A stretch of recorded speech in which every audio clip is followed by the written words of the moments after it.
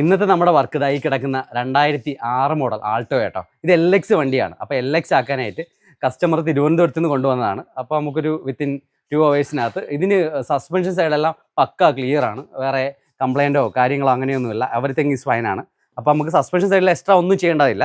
പിന്നെ steering normally നമ്മൾ മുമ്പ് പറയും കണക്ക് LXും LXയും തമ്മിലുള്ള വ്യത്യാസം, അതായത് LXൽ ഉണ്ടാവുന്ന ആ ഒരു ടൈറ്റ് അത് ഒത്തിരി കൂടുതലാണ് ഈ വണ്ടിയിൽ. പക്ഷെ കൂടുതലാണെങ്കിലും ഇതിൻ്റെ കസ്റ്റമർ ഓൾറെഡി സ്റ്റിയറിംഗ് പണിതാണ് കേട്ടോ, സ്റ്റിയറിംഗ് മെക്കാനിസം പണിതാണ്. അപ്പോൾ അത് നിങ്ങൾക്ക് ഞാൻ കാണിച്ചു തരാം ഇത് എങ്ങനെയാണെന്നുള്ളത്.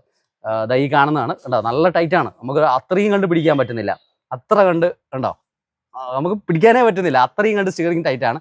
അപ്പോൾ നമുക്ക് ഇതൊരു ഇലക്ട്രോണിക് സ്റ്റിയറിംഗിലോട്ട് കൺവേർട്ട് ചെയ്യണം, അതാണ് ഇന്നത്തെ പരിപാടി. അപ്പോൾ വിത്തിൻ 2 hours കംപ്ലീറ്റ് ആവും. നമുക്കപ്പം കംപ്ലീറ്റ് ആയിട്ട് നോക്കാം എങ്ങനെയുണ്ട് എന്നുള്ളത്.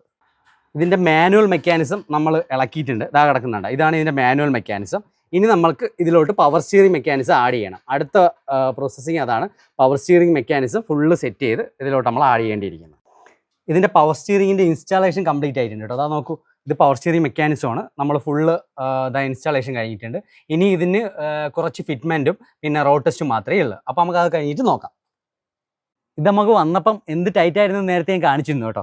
ഇപ്പം നല്ല ക്യൂട്ട് ആക്കിയിട്ടുണ്ട്, പവർ സ്റ്റിയറിംഗ് ആക്കിയിട്ടുണ്ട്. ഇപ്പോൾ ഇത് LX അല്ല, LXi ആണ്. നല്ല ക്യൂട്ട് ആയിട്ടുണ്ട്. ഈ കസ്റ്റമർ നമുക്ക് തിരുവനന്തപുരത്ത് നിന്നാണ് വന്നേക്കുന്നത് കേട്ടോ. നമുക്കൊന്ന് സ്റ്റാർട്ട് ചെയ്ത് നോക്കാം എങ്ങനെയുണ്ട് എന്നുള്ളത്. ഇതാ നോക്ക്, ഇപ്പോൾ കണ്ടോ, ഒറ്റ കൈ കൊണ്ട് നമുക്ക് ഇറക്കാം. ഇത് കണ്ടോ, നേരത്തെ നമ്മൾ 2 പേര് പിടിക്കണമായിരുന്നു, അതാണ് കണ്ടോ, ഒറ്റ കൈ കൊണ്ടുള്ള ക്യൂട്ടായിട്ട് കിടക്കാം. അപ്പോൾ anyway, thanks for watching. Thank you very much.